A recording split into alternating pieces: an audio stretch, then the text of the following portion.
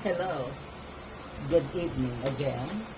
I am here again with you to discuss what I mentioned several days ago, that I would continue lecturing or discussing to you the different grammatical models. You have to remember that all English language teachers should know what are these grammatical models that they have to know, so that these grammatical models would somehow help them, or would somehow help them, assist their learners to understand all frequently grammatical or frequently selected grammatical items which are usually taught in the English classroom discourse. Now, most English language teachers encounter difficulty in teaching these frequently selected grammatical items to their English language learners, because these teachers are not usually aware of these grammatical models that they should have known. Okay? Now, the main reasons why all language learners had been confused in learning English language, because their teachers are usually using the prescriptive grammar in the classroom. Almost all Filipino English language teachers or ESL teachers in Asian countries are merely using prescriptive or traditional grammar. Most of them aren't aware of these grammatical models. When we say grammatical models, we are actually referring to the different types of grammars. Actually, we have different types of grammars. We almost like the 8 parts of speech. We also have had 8 grammatical models that every language teacher teaching English language in the field should know. Okay, what are these grammatical models? Okay, number 1, the grammatical models are, we have prescriptive grammar or traditional grammar, that's number 1. Number 2, we have structural grammar or binary structure. Number 3, we have transformational generative grammar. Transformational generative grammar is highly scientific and highly descriptive in nature. For Eugene R. Kintgen, an applied linguist, according to Kintgen, since transformational generative grammar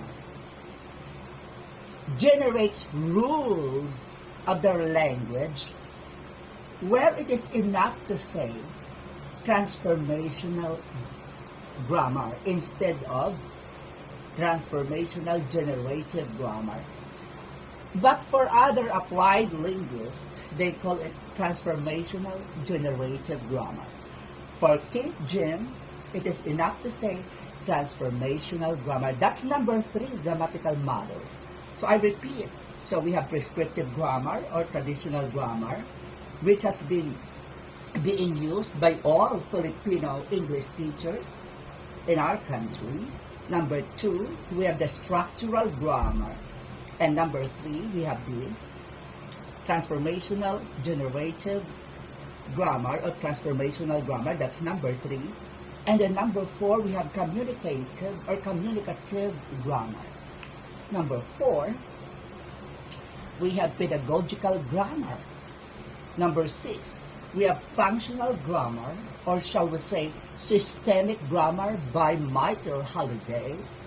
Then, number 7, we have Shakespearean grammar or Elizabethan grammar. Okay? What kind of grammar being used in the Bible? Shakespearean grammar, Old English, or Elizabethan grammar. And then, we have case grammar by Fillmore. Now, case grammar is seldom used because now case grammar has deepest grammatical systems and interpretations of each grammatical system.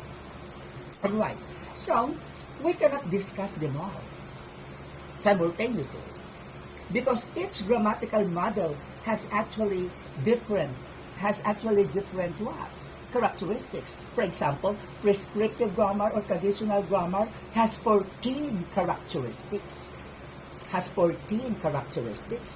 Structural grammar has 16 characteristics. And then transformational generated grammar or transformational grammar has 14 characteristics. Communicative grammar or communicative grammar at least has 6 characteristics. Okay, pedagogical grammar, we have 9 characteristics. And then the rest have different types of characteristics. So we cannot discuss them simultaneously. So I have to start with what really is prescriptive or traditional grammar. Okay, alright. Now, a prescriptive grammar, according to Chomsky, isn't enough. Prescriptive grammar is deficient, failed to describe the how and why of the language. Prescriptive grammar merely prescribes rules of the language. It doesn't explain the how and why of the language. That is why most teachers of English have also been confused. Okay? Most teachers of English have been confused by the textbooks they have read. So, English language learners also have been confused by their teachers, who also have been confused by the textbooks they have read. Okay?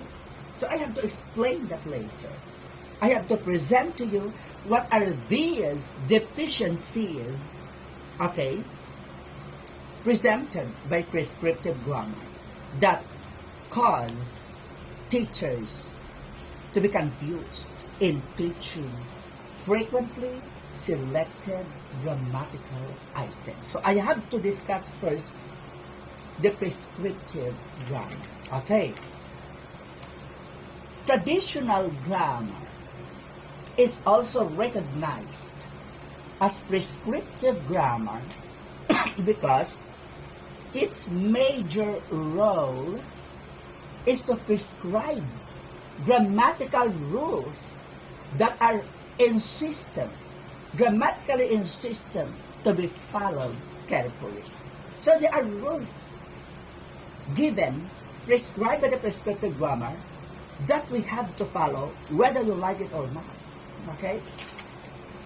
But there are deficiencies in explaining and discussing when it comes to prescriptive grammar. Okay, so I have to discuss all these deficiencies brought about by or caused about by the prescriptive grammar in the field. Okay, now hence traditional grammar as prescriptive grammar has the following characteristics. Number 1, PG or prescriptive grammar views grammar as a system of rules and correct usage. Am I right? The prescriptive grammar gives you a lot of rules to memorize. Okay? Gives you a lot of rules to memorize. Now, for example, prescriptive grammar Okay?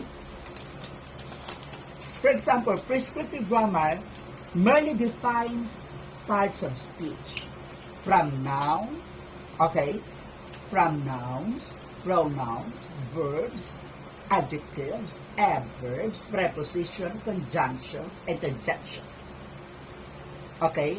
Traditional grammar or prescriptive grammar gives its definition of each part of each part of the 8 parts of speech. For example, the prescriptive grammar, okay, defines noun.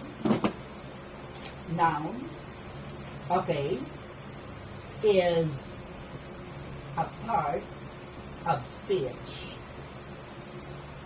okay, used to name a person, alright,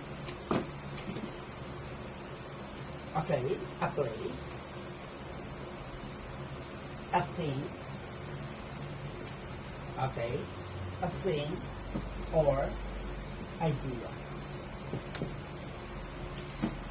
So, the definition given by prescriptive grammar isn't enough actually to explain the behavior and discuss how noun is behaving in a sentence.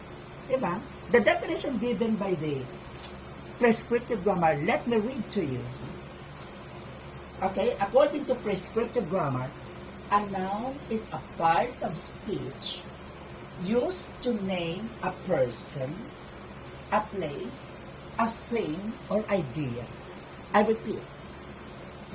A noun is a part of speech used to name a person, a place, okay, a thing, or idea. That is the definition given by the prescriptive grammar. But Chomsky, 1965, and some other linguists attack or invade that.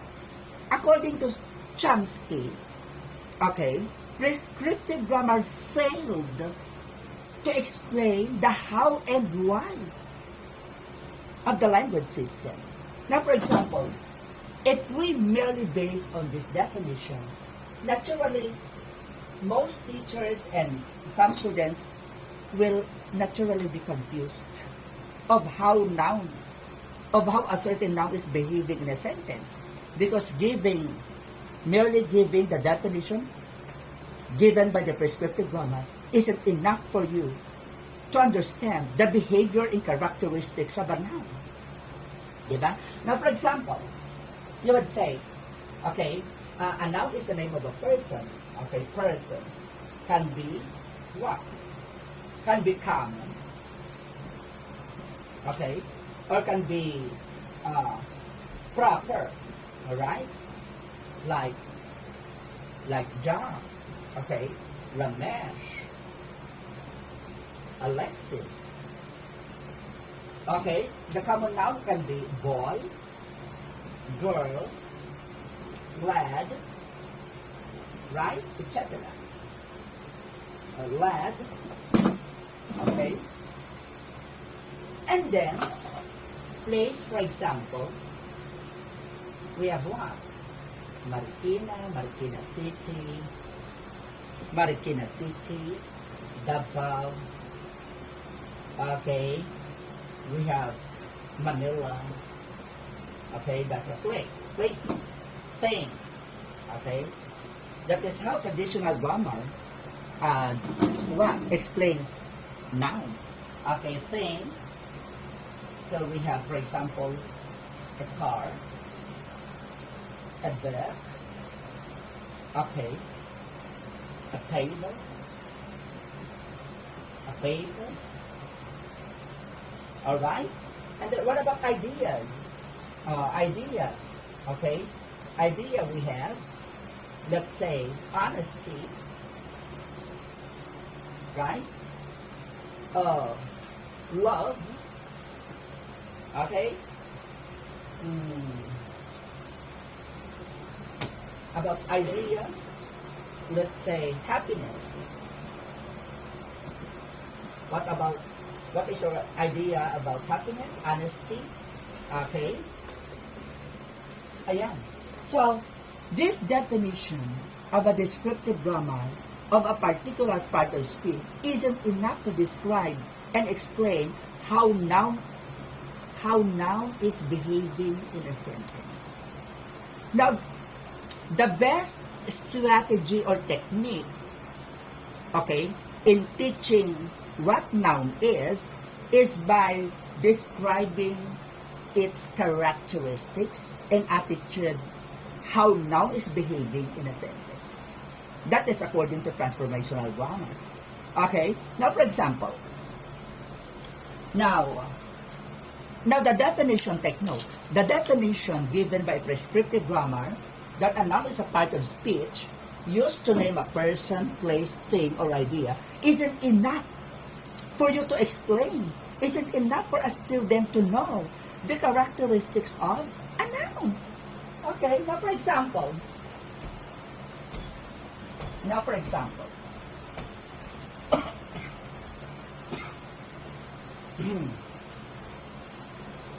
for example, we say,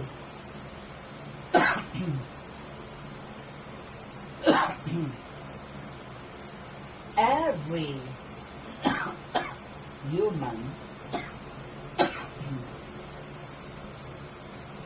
needs water and oxygen. Am I right, Jay? Okay. Look at that, the definition. What was the definition of what? Of a prescriptive grammar? That a noun is a name, that a noun is a part of speech used to refer, used to name a person, a place, okay, a thing, idea. For example, when you say, blue, okay, is my favorite color. Okay, what about when you say, okay, the sky is blue? Okay, now immediately the students are confused. By merely referring to the definition of a part of speech, the students will be confused when they encounter this kind of sentence. Blue is my favorite color. And then you say, the sky is blue. Okay? Now, those students who are taught that adjectives are part of speech used to describe a noun or pronoun, immediately, okay, becomes confused with this kind of sentence, blue is my favorite color. Because blue here, for example, in here, the sky is blue. Obviously, the word blue here is an adjective because it describes the sky, which is a noun. The sky is blue is referring back to the sky. Is describing it, is telling something about the sky. The sky is blue. Now, obviously, blue here is an adjective. Now, merely basing on the definition of a traditional grammar that an adjective is a part of speech which is used to describe a noun will become confuses the students when they encounter this kind of sentence. Blue is my favorite color. Now, in here, the word blue, which is an adjective, behaves like a noun. Diba? Wala yan sa definition ng parts of speech given by prescriptive grammar that an adjective can act like a noun. Wala yan sa definition. Okay?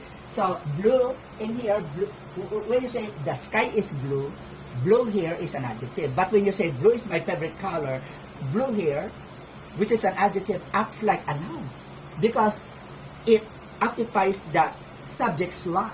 Okay? When you say, now, in here, blue, as the subject, acts the way noun is behaving in the sentence. Because noun takes the slot of the subject. And noun takes the subject slot to begin the sentence. Alright? Now, in here, blue is my favorite color. Now, it appears there that the word blue here, it appears that the adjective blue behaves like a noun is behaving. Okay? So, if it behaves like a noun, then it must be a noun. See? Okay. So blue here is considered, grammatically is considered as a noun, passive subject. And then you have the linking verb here, and then favorite is your adjective, color is your noun, modifying the word color. So you have the SLBC pattern. Alright? So, that is one of the deficiencies of the prescriptive grammar. Another, the prescriptive grammar has given you a definition of the noun. That a noun is a word or a part of speech used to name a person, a place, a thing, or idea. That definition isn't enough to describe how noun is behaving in the sentence. Okay? Now, look at this sentence. Every human needs water and oxygen. Okay. So, all you have to do is to identify first the basic parts of a sentence. Okay? So, identify first the basic parts of the sentence. The traditional grammar, the traditional teacher would just say, this is your subject, this is your transitive verb, this is your direct object, without more, SVO pattern, without more explanation. That is why the students are confused. Ano ba talaga? And then may mga teacher din magsasabi na. And then there are also some teachers who would just say, human is your noun, and then needs is your verb, water is your noun, and then oxygen is your noun, and is your coordinating conjunction, and then every is your determiner. Without more. That is why he confuses the students. Ano ba talaga? Noun, verb, subject, transitive verb, direct object. You should explain it this way. Okay? Okay. You identify first the 8 parts of speech. Ano lang yun? 8 lang yun, di ba? So we have noun. Okay? So we have noun, we have pronoun, we have verb, right? We have adjective, we have adverb, we have preposition, we have conjunction, we have interjection. 8. So we have nouns, pronouns, verbs, adverbs, adjectives, preposition, conjunction, interjection. 8. Okay, so all you have to do is to identify first, to make it clear, all you have to do is to identify first the parts of speech. And then you use for theoretical processes, okay, the addition, so you have to add. Okay, so we have noun here, determiner plus noun equals noun phrase, NP. Okay, and then we have to divide the sentence into 2. Now, obviously, NP here, your noun phrase functions as the subject. Ayan. Your entire noun phrase entirely functions as the subject. Again, determiner plus noun equals noun phrase, NP. Okay, you add. Okay, you add again. Noun plus coordinating conjunction plus noun equals NP. Alright, noun phrase.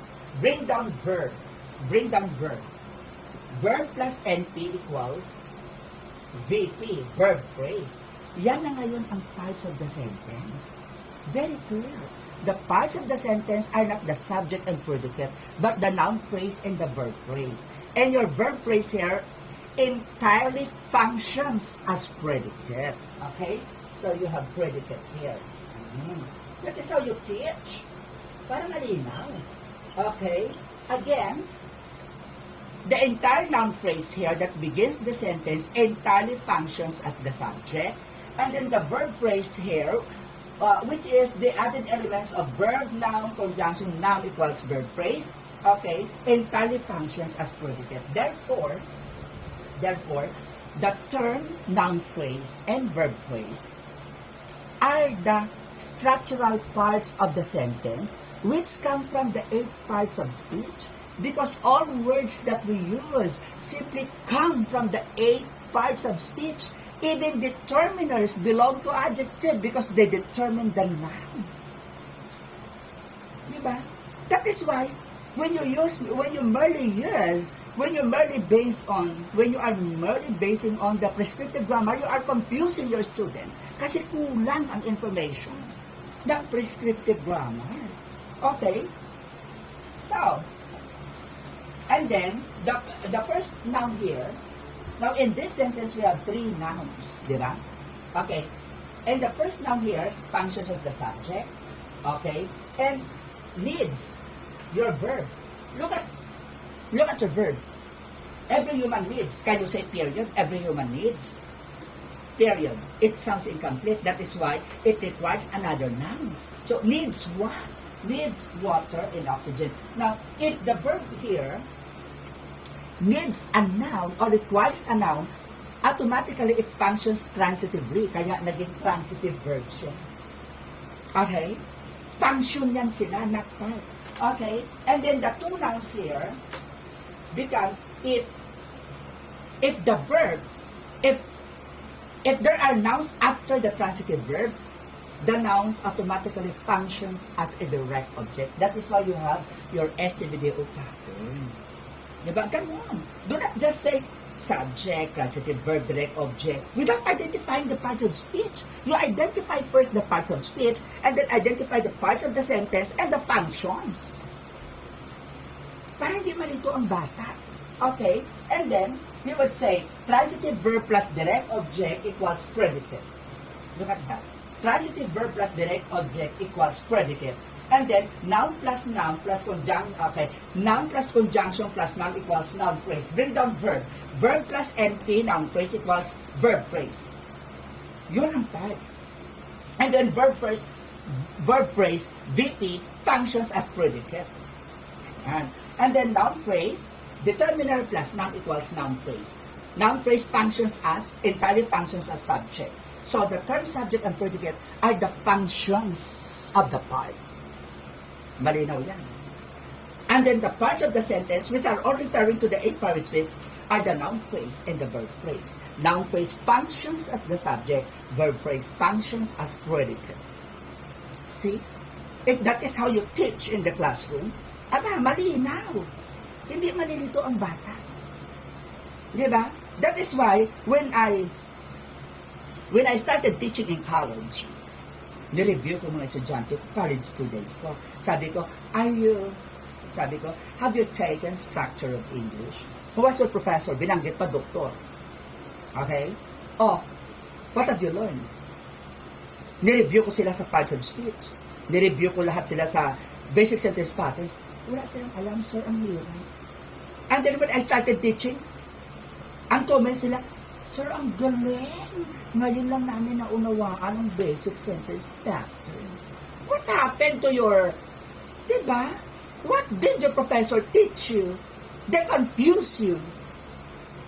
Kasi kung magaling ang turo, when I reviewed the students, they couldn't answer because they were confused by the professor. Excuse. Alright. So, ayan. So, yan ang ano. Another example. Ito malinaw to. A man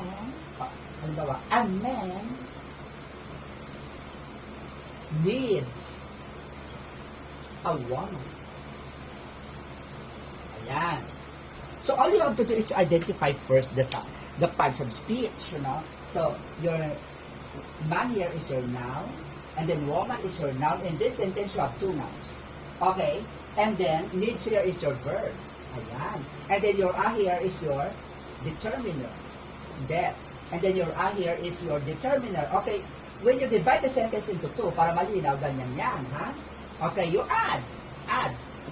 Determiner plus noun equals noun phrase NP. Okay. Determiner plus noun, okay, equals NP. Okay, bring down verb. verb plus NP equals VP, verb phrase. Alam, malinaw. Malinaw. Parts of speech, noun phrase, verb phrase. Okay? You have determiner plus noun equals noun phrase. Bring down verb. Verb plus NP equals verb phrase. Okay. Your verb phrase here entirely functions as predicate. Ayan. Dapat ganun ka magturo. Okay. And then, the noun phrase here entirely functions as your subject. Kaya napakalinaw that the parts of the sentence are the noun phrase and the verb phrase. Verb phrase functions as predicate, noun phrase functions as subject. And then, okay, the first noun here, since it begins the sentence, the first noun here that begins the sentence functions as a subject. Ayan. Okay, and then, the verb needs here functions transitively because it requires a noun. Because you cannot just say, a man needs, period. Can you say that? A man needs. It sounds incomplete. It requires a noun. It needs another noun. Now, if a verb needs another noun, then it functions transitively. Kaya, transitive verb. And then, the noun, okay, the noun that the verb requires functions as a direct object. That is why you have your STVDO pattern. Okay? And then you add transitive verb plus direct object equals predicate. You see? And then determiner plus noun equals noun phrase. And then verb plus noun phrase equals verb phrase. That functions as the predicate. Malinaw, dapat ganun ang pagtuturo. Kasi yung ibang teacher kasi, okay, subject, transitive, verb, direct object, indirect object, something like that. Without identifying the parts of speech. Ay, naku. Kaya until now, until college, students are confused. And then most of my students have commented, mabuti na lang sir, professor ka namin, and naunawaan namin ang parts of speech. Naunawaan namin yung ng basic sentence patterns. Now, we only understand the basic. Ganun lang pala. Kasi you have to identify first the parts of speech and the function. Katulad nito, noun. Diba? Pag sinabi mong noun, ang daming functions yan. Wala yan sa definition ng prescriptive grammar. Okay? Sinabi ba sa definition ng, okay, did prescriptive grammar tell you, okay, the grammatical function of a noun? Sa definition niya, wala. Diba? Basta ang sinabi niya lang, a noun is a part of speech used to name a person, a place, a thing, or idea. Hindi niya sinabi doon yung grammatical functions ng noun. Wala. Deficient. Kulang. Okay? So, noun can be, nakita mo dyan, no? Okay, in here, in this sentence, noun can be used as a subject. Ayan. Now, noun can be used as a direct object, can be used as indirect object, can be used as an object of the preposition, can even be used as a positive. Or some nouns can even use as an adjective. Diba? Yan ang pagtuturo ng basic sentence patterns with the help of transformational grammar. Pero nag-stick ka lang sa prescriptive grammar, students are confused about it. Kahit ilang prescriptive grammar basahin niya. Di ba? Kahit ilang prescriptive grammars, lahat ng prescriptive grammar basahin niya. Still, the students are confused. Kasi sa prescriptive grammar pa lang, the two parts of a sentence are subject and predicate. Doon pa lang mali na eh. Di ba confused ng estudyante doon? Imagine, kumalat sa buong Pilipinas, textbooks, that the parts of a sentence are subject and predicate. When you say parts of the sentence, you are merely referring to the 8 parts of speech. And the 8 parts of speech, you cannot encounter the term subject and predicate in the 8 parts of speech. Wala namang sinabi doon na subject predicate sa 8 parts of speech. Ang sinabi niya lang, noun, pronouns, di ba? Verbs, adverbs, adjectives, preposition, conjunction, interjection. May sinabi ba sa doon na subject and predicate? Of course not. None. Because subject and predicate are the functions of the parts. Hindi sila parts ng sentence. Because when you say parts of the sentence are noun phrase and verb phrase. Noun phrase, which is the added elements of determiner plus n equals np, or determiner plus adjective plus n equals np, noun phrase. Diba? And then you say adverb plus verb equals verb phrase. Then determiner, kung meron kang direct object, determiner plus noun equals noun phrase. Then verb phrase plus noun phrase equals verb phrase. Functions entirely as predicate. Napakalinaw. Diba?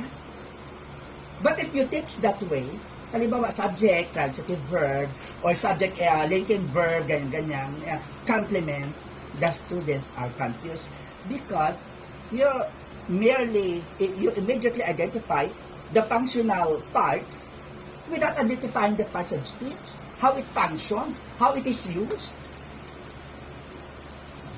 Ay, nako. Kung pwede lang mag-multiply ako into million para ako papasok sa classroom. Diba? Now, we are talking about, of course you cannot teach communicatively if you are using the traditional grammar. If you want to teach, if your aim is to enhance your students' communicative skills, oral proficiency, then you use communicative grammar. Because communicative grammar aims to enhance the communication skills of the students.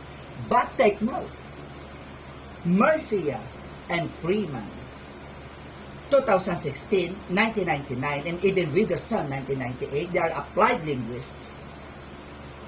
They have admitted, they have strongly cited, insisted that, you have to remember that, Mercia and Freeman, 2016, 1999, Widerson, 1988,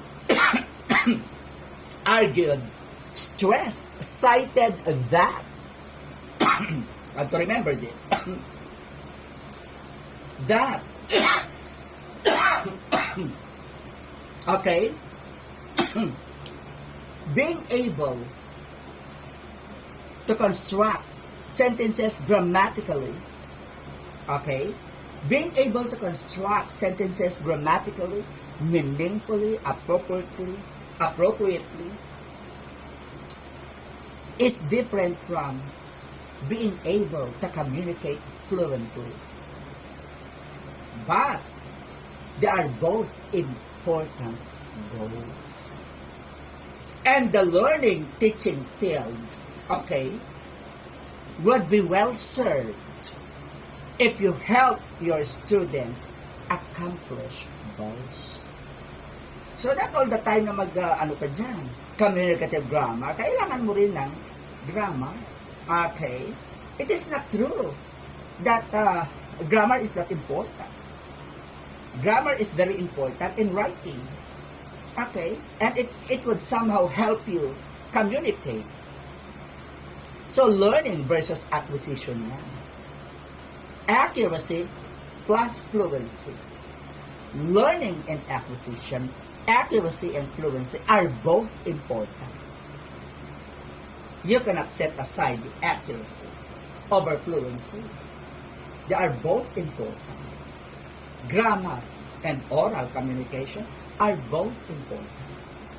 That is according to Marian Sells, Mercia, Diane Lassen Freeman, with Howard Williams, 2016, 1999, and Widerson, 1988.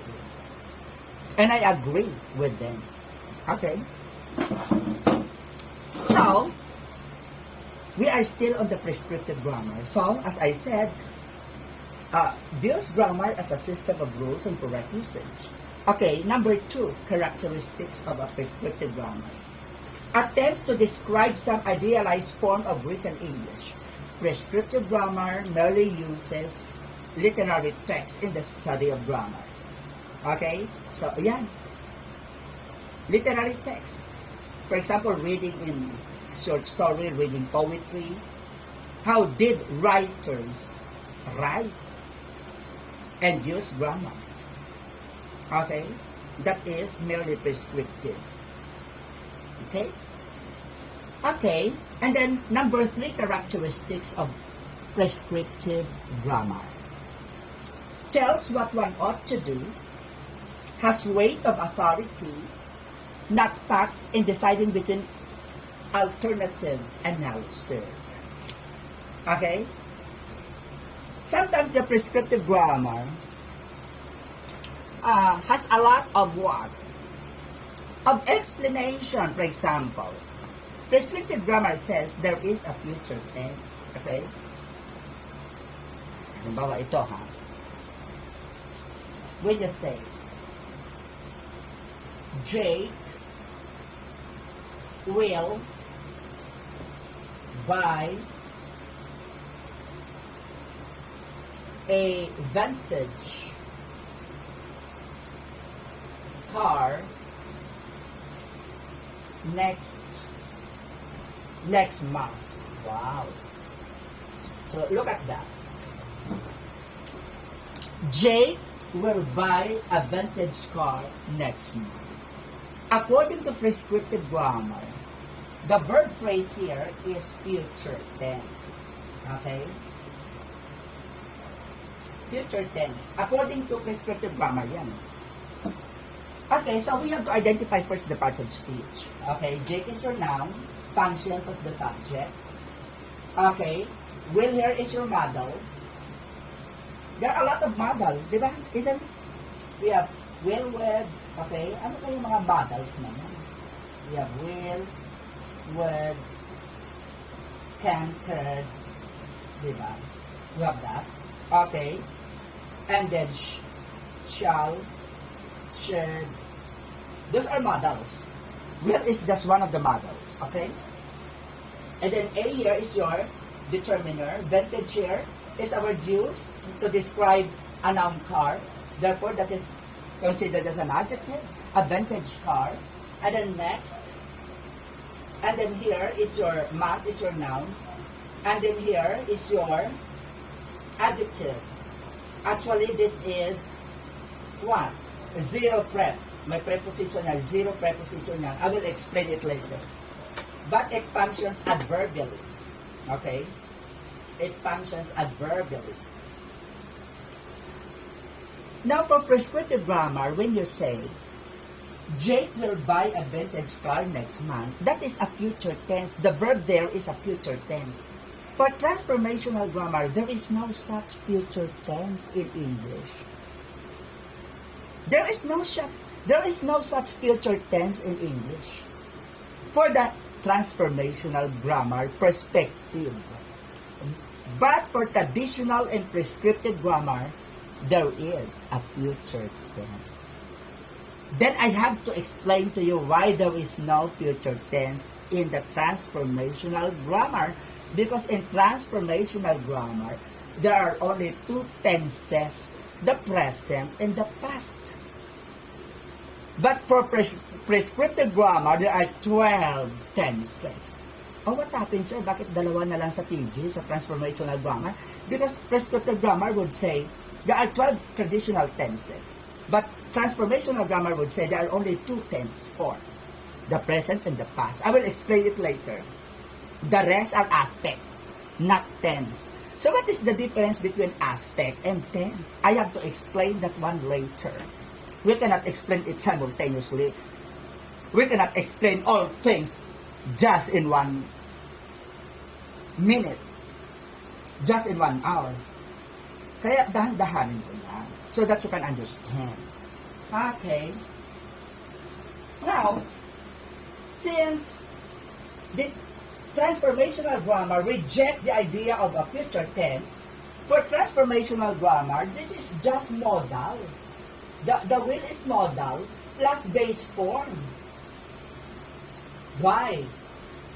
Okay, the base form of the verb by. Modal plus base form by.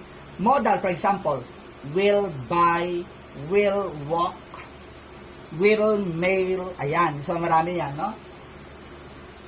The modal will plus base form of the verb expresses the speaker's intention. It doesn't express a future action. Okay? Explain, sir. Okay. The modal will plus base form of the verb, for example, ang base form ng will buy, what else? Will go, will marry, for example. Okay, what else? Will defend a thesis. Okay, will write a novel. Okay, will plus any base form of the verb, will plus any base form of the verb like what? Will buy, will go, will marry, will defend, will write. Will plus base form of the verb expresses the speaker's intention, doesn't express a future time, because the futurity of the action is carried by the adverbial expression next month. The meaning of the future, nandito sa adverbial expression mo na next month. Wala doon sa verb phrase. See? So, will buy is used to express the speaker's intention. Is used to express that Jake has the intention of buying a car. When you say Jake will buy a car, it means to say Jake has the intention of buying a car. He has the intention and determination to buy, to accomplish. That is the meaning of the modal will plus the base form of the verb, like will buy, will marry, will defend, will write. When you say, I will marry a beautiful woman, it means to say, I have my intention to have a wife. I have an intention and determination to have a wife. When I say, I will marry a beautiful woman, it means to say, I have my intention. But when I say, I will marry a beautiful woman, I shall marry a beautiful woman next year. Okay? The one that carries the future meaning is the adverbial expression next year. Not the modal will plus the base form. That is according to transformational grammar. That prescriptive grammar failed to explain. See? Yeah?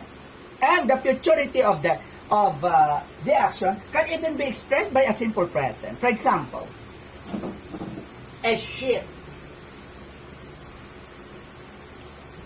sails tonight. Ayan. You can also say, a ship sails tonight. Ayan, simple present. But it expresses futurity. A future meaning. Because of the word tonight. Alright? So,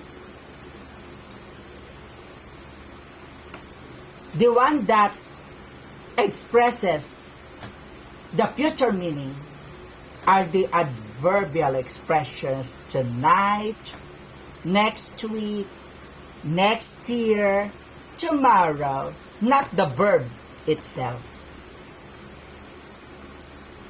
You have to remember that. Okay? So, sa traditional grammar, future tense yan. That is a misnomer. Wrong concept. Okay? Alright. Now, even if you are going to use the periphrastic model, ano ba ang periphrastic model? For mercy, any model that ends with to is a periphrastic model. For example, Jake,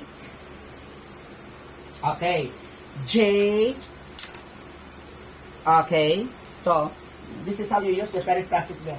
Is going to. Is going to is your periphrastic model. Ito yun, Going to, and then base form, is going to buy a vintage car next month. Yeah, going to is your periphrastic model because it ends with to. Okay? You can say, I am going to. We are going to. They are going to. Ayan. So, going to are periphrastic model. Okay? Why periphrastic model? Because they can be followed by any base form. I am going to buy. She is going to buy. Jake is going to buy. They are going to buy. We are going to buy. You are going to buy. So going to, plus base form. So going to is a periphrastic model. Your tense carrier here is your auxiliaries is are. That is the tense carrier. Okay. The tense here is present. Okay, ito pa. Prescriptive model, a prescriptive grammar failed to explain that there are verb phrases which are tenseless. Okay. I will show you. Verbs and imperatives are tenseless. So, ano ibig sabihin ng tenseless? Without tense, no tense. Okay, the best evidence, the strongest evidence that verbs and imperatives are tenseless, the best evidence or the strongest evidence that verbs and imperatives, okay, that verb and imperatives is tenseless is that of the be verbs. I have to show you the evidence. Okay? Look at this. Diba? For example, you would say the word be. Diba? The word be. Be verb yan eh. The word be. The present of be is are. Okay? The present of be, the present tense of be is are. Ayan, clear.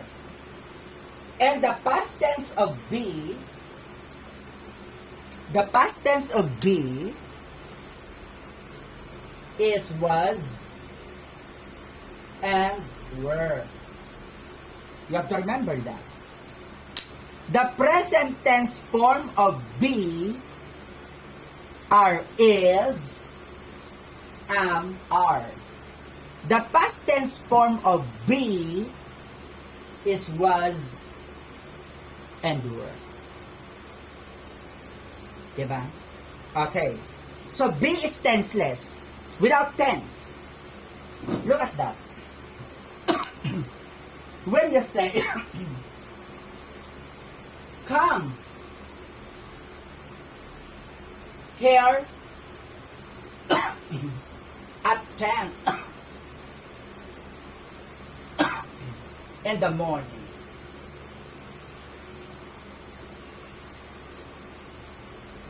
Okay? So this is imperative. Come here at 10 in the morning. Come here at 10. Diba? You would say, come to my office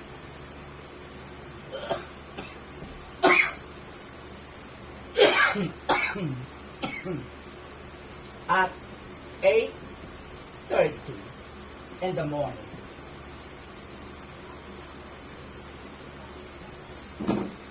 Okay? Imperative, ibig sabihin pautos. You are commanding someone. Okay? Okay. Come to my office at 8:30. You would say, another example of imperatives. See me.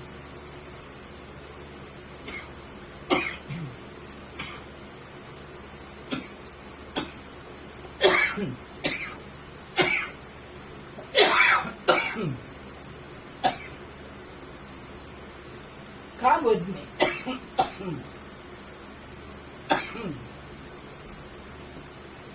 Ayan.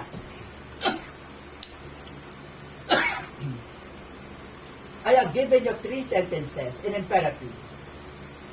Okay, number 1 sentence, come here at 10. Come here at 10 in the morning. Another, come with me tonight. That is imperative sentence. Come to my office. Come to my office at 8:30 this morning. Now, if you claim that the verb come here is present, if you claim that the verb here is present, then can you say, is here,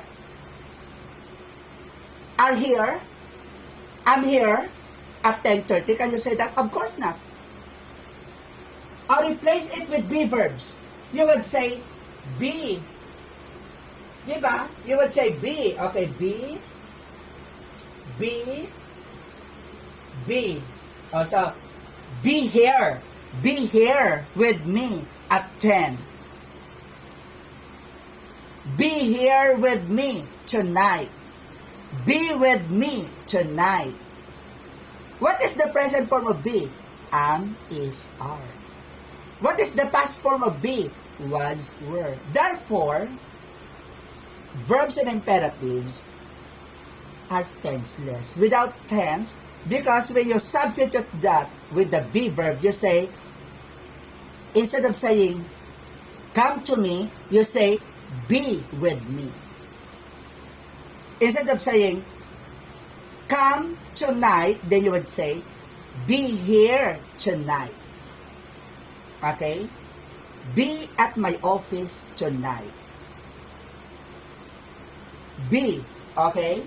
So you can say, be to my office tonight instead of is to my office, am to my office, are to my office.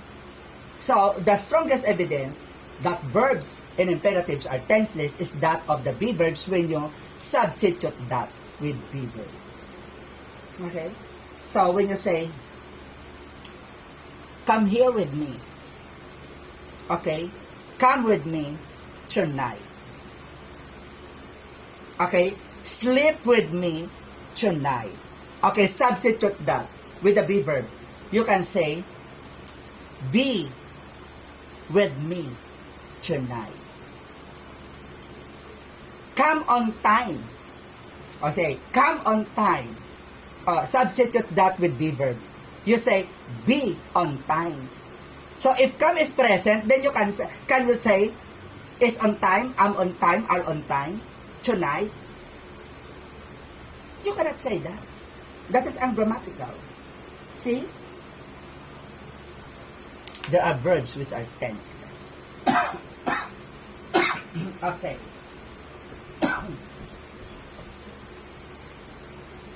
Prescriptive grammar did not explain that one. Failed to discuss tenseless. See? Okay.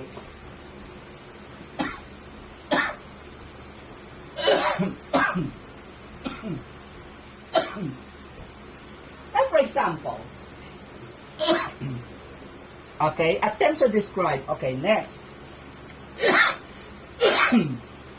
Another characteristics of prescriptive grammar.